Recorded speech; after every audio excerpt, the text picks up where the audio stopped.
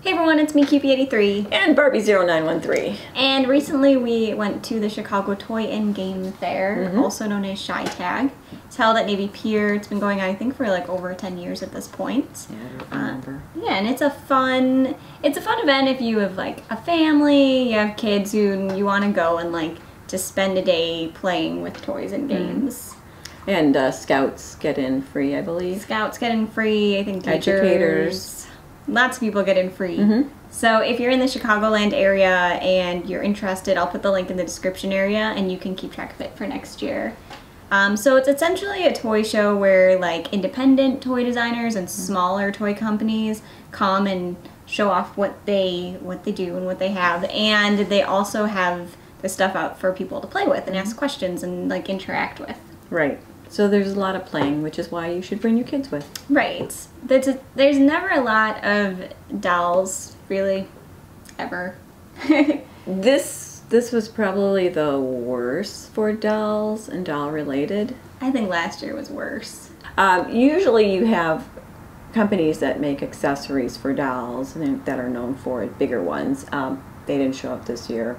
There have been the paper doll people. They didn't show up. The fairy people. No, they didn't fairy come garden. either. There was a different garden people. Right. So, yeah, it wasn't that good on that.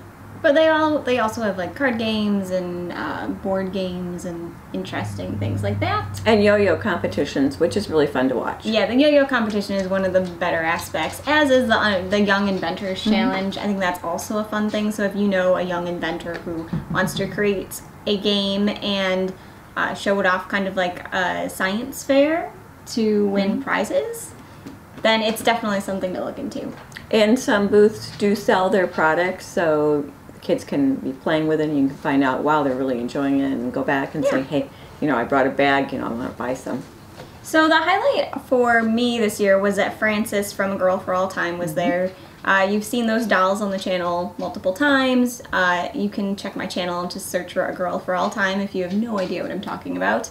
But they're historical, it's kind of like American Girl, where that's U.S. history and they make dolls that represent certain eras.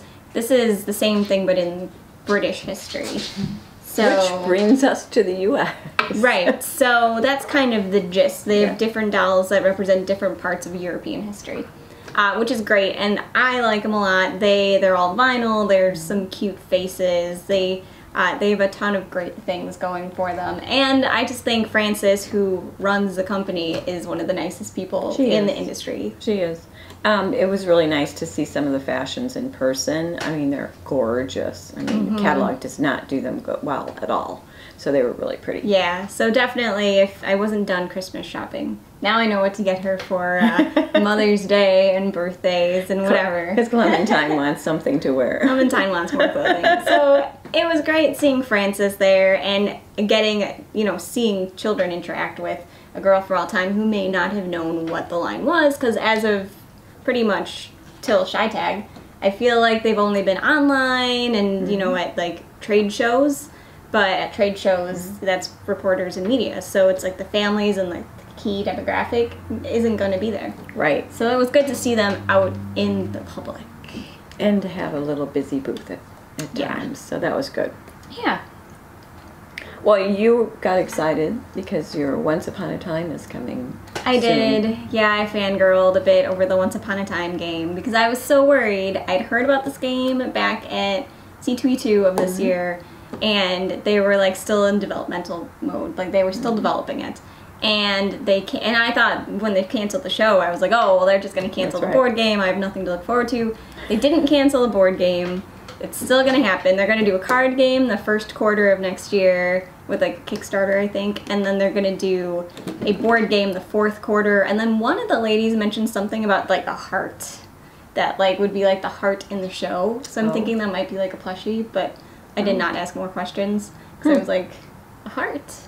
That would be cool. Like, like the ones Regina holds and crushes. Oh, a crushing heart. That would be fun. So if there's a Kickstarter, it'll be like the first game that I ever kickstart because I want these. Anything Once Upon a Time, I need. So I was very excited about that. And they have an Avatar: The Last Airbender game that they talked about. It's still in development as well. So cool. They kind of put the groups together. There's a lot of manipulatives, a lot of lighted manipulatives, blocks, all sorts of different kinds of blocks to put together. They also divided the area into like babies, older kids. Last year it was the Soggy Dog, which I miss having the big giant exhibit. They did not have a big giant exhibit this year. So at the Baby Expo area, you can get things called like baby paper, which I will talk about later. That's pretty cool.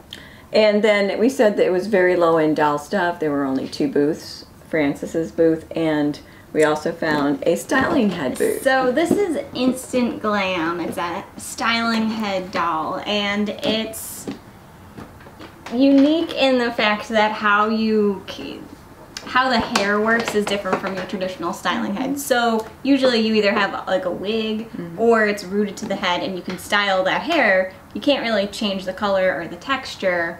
You're kind of stuck with it. So with this hair, there's a like patented fastening system. Kind of like Velcro on the head, and then instead of getting a full wig, you get strips of hair. So you're getting a weave. Pretty much. So you can like use different strips of hair and put them on the head, remove them when you want to change her look. So it's a pretty cool concept, and it was one of the few doll things. So this is one of 3 heads. All the heads are kind of different, but you will see this on the channel, in detail. A proper review. In detail. Yeah, but it's an interesting concept, and we wanted to show it off here on the channel, so you will see Instant Glam again. So that is actually honestly about it. I'll share some photos from what we saw, but there wasn't a ton to talk about. You know, like I said, it's a bunch of independent toy companies and inventors who are trying to show off their wares. So it's a fun outing if you're in the Chicagoland area. Especially if you have like grammar school kids, it's a fun day. So I'll leave the link to ChiTAG in the description area, but let us know what you think of what's in the video, or if you've gone to a show recently that seemed kind of cool. We'd love to hear about it. We'll talk to you soon. Bye. Bye.